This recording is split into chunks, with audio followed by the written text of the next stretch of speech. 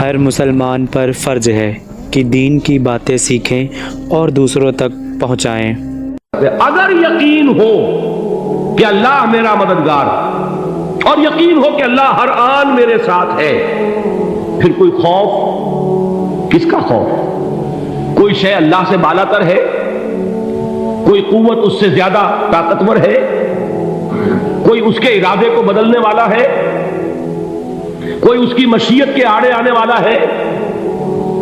یہی بات ہے جو حضور نے فرمائی۔ یہ ایمان کا حاصل ہے لب لباب،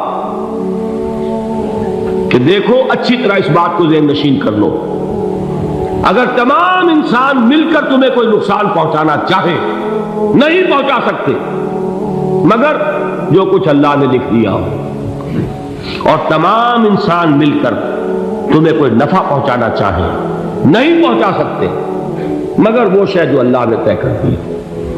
آپ پھر میں کہوں گا ذرا طاری کیجئے، اسے فرض کیجئے، اسے سوچئے، اگر اس حدیث پر ہمارا دل ٹھکا ہوا ہو تو کسی سے ڈر ہوگا؟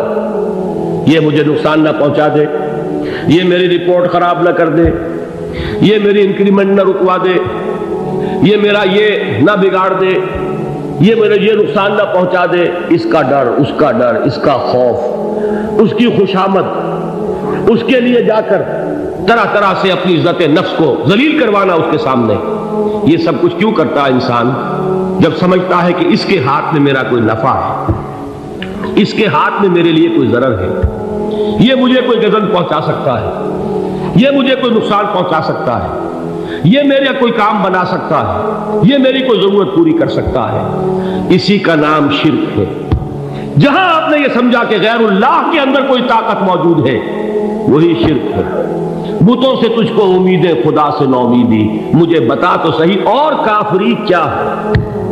شرک تو یہ ہے۔ جس پر بھی تمہیں یہ خیال ہے، کلمہ ہے یہ کلمہ سوم، لا حول ولا قوت الا باللہ، ذرا اس پر دل کو کبھی اگر آپ تصور کریں، پھر فرض کریں، دل ٹھک جائے اس پر، کوئی طاقت نہیں۔ یہی بات تھی جو شیخ عبد القادر جیلانی رحمۃ اللہ علیہ نے اپنی وصیت میں اپنے بچے سے کہی۔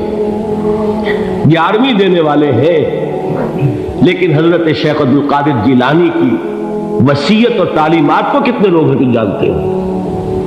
یہ جن مقامات تک پہنچے ہیں وہ کس چیز کی بدولت پہنچے؟ انہوں نے جو پیغام دیا وہ کیا تھا؟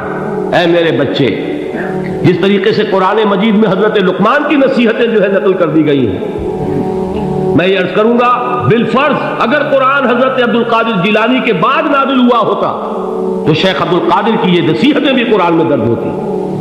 اتنی اونچی نصیحتیں ہیں۔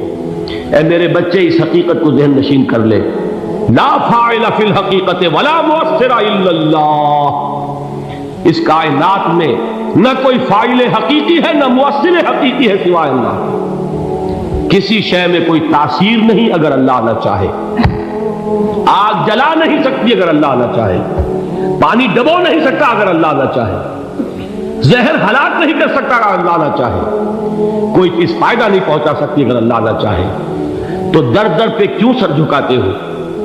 در در پر کیوں جبیں سائی کرتے ہو؟ سب کے سامنے کیوں ہاتھ پھیلاتے ہو؟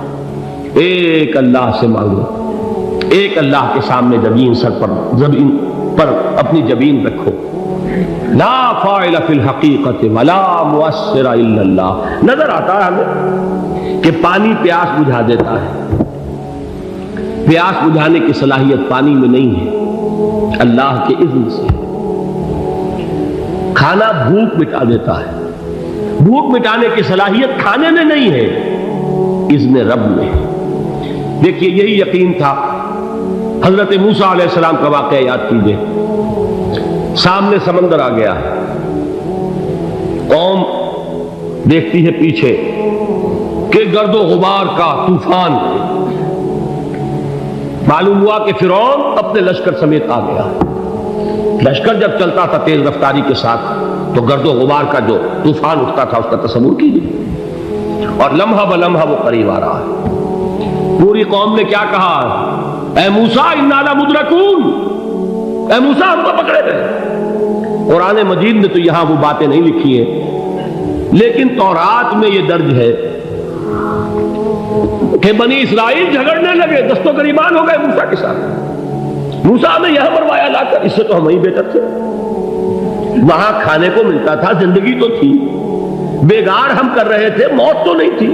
اب جو کچھ ہوگا اس کا تصور کرو، جس طریقے سے ہمارے ٹکڑے اڑائے جائیں گے۔ تو لڑ رہے ہیں حضرت موسیٰ علیہ السلام سے، یہ تورات کی تفصیل ہے۔ قرآن میں صرف اتنا آیا ہے، پریشان ہو کر انہوں نے کہا انا لمدرکون، موسیٰ ہم تو پکڑے گئے۔ اس وقت موسیٰ کا جواب کیا ہے؟ کلا ان معی ربی سیہدین، نہیں، میرے ساتھ میرا رب ہے، وہ راستہ دے گا۔ بتائیے کہاں راستہ نظر آ رہا ہے؟ یہ ہے ایمان بالغیب۔ راستہ نظر نہ آئے تب اللہ پر یقین ایمان ہے۔ جیب میں پیسے ہوں اور تب دل کو اطمینان ہے تو ایمان کس پر ہوا؟ پیسے پر، اللہ پر نہیں۔ جب وسائل و ذرائع نہ ہو اور پھر یقین ہو کہ اللہ مسبب الاسباب ہے، وہ اسباب کا پابند نہیں ہے، وہ اسباب کا محتاج نہیں ہے، اسباب اس کے محتاج ہے۔ اگر یہ یقین ہے تو اللہ پر ایمان ہے، یہ نہیں ہے تو تمہارا ایمان اسباب پر ہے، وسائل پر ہے، ذرائع پر ہے، مادیات پر ہے، اللہ پر نہیں۔ اس وقت کہاں راستہ تھا؟ کوئی راستہ تھا؟ سمندر ہے اور ادھر سے لشکر آ گیا ہے۔ کلا ان معی ربی سیہدین۔ اب دیکھیے ایمان کہہ دینا آسان ہے، ہوا معکم اینما کنتم، جہاں کہیں بھی تم ہوتے ہو اللہ تمہارے ساتھ ہوتا ہے، لیکن اس کا یقین قائم ہو جائے تو زمین و آسمان کا فرق واقع ہو جائے۔ یہی بات ہوئی حضور کے ساتھ۔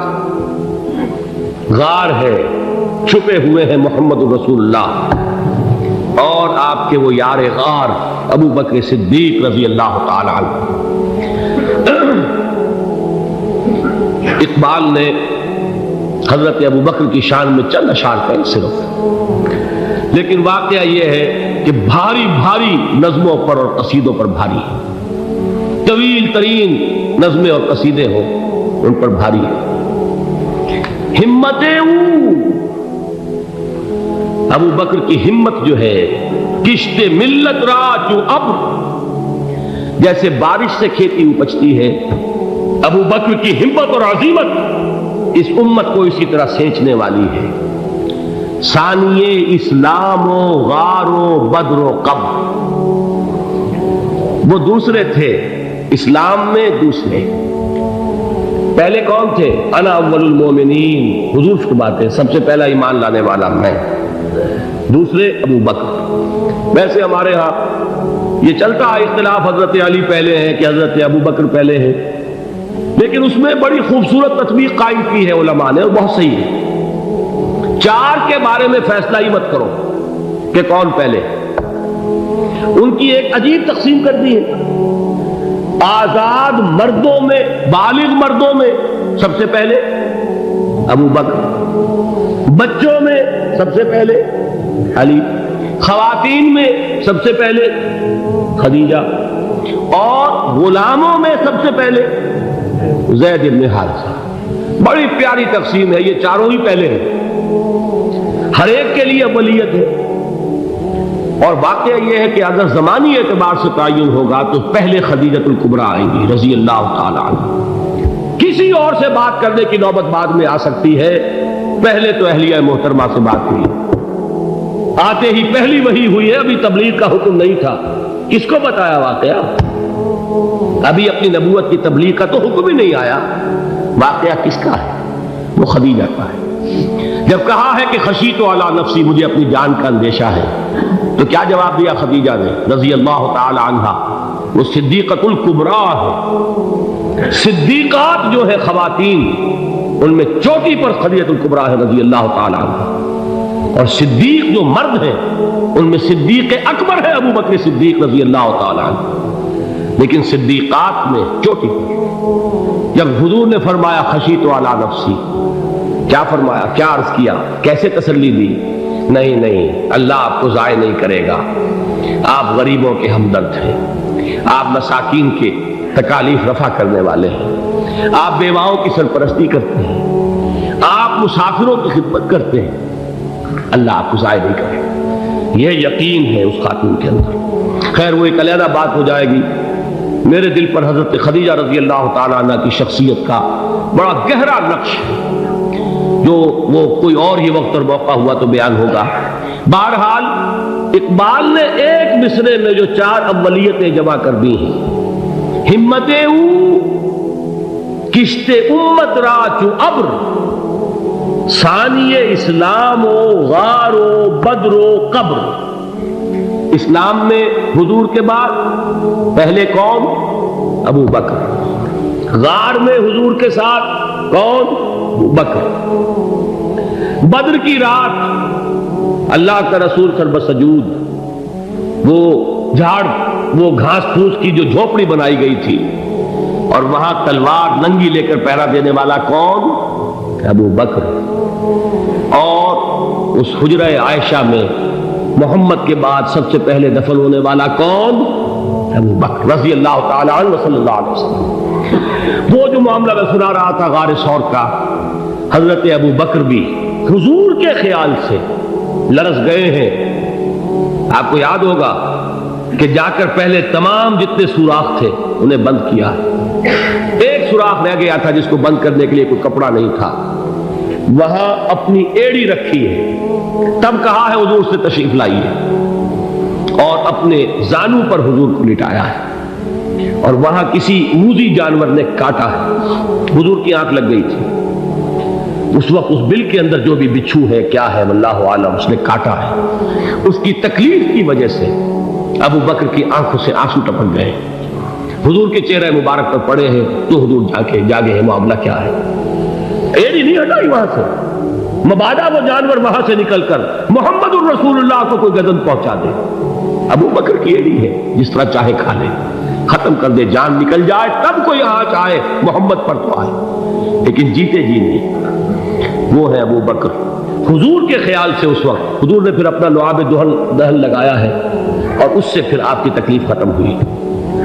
جیسے خیبر میں حضرت علی کی آنکھ دکھ رہی تھی، اس کو جو شفا حاصل ہوئی ہے وہ بھی حضور کے لعاب دہن سے ہوئی۔ تو بہرحال اس وقت انہوں نے کہا ہے کہ اے نبی یا رسول اللہ، اگر اس وقت ان میں سے کسی نے غیر ارادی طور پر بھی اپنے قدموں کی طرف جھانک لیا تو پکڑے جائیں۔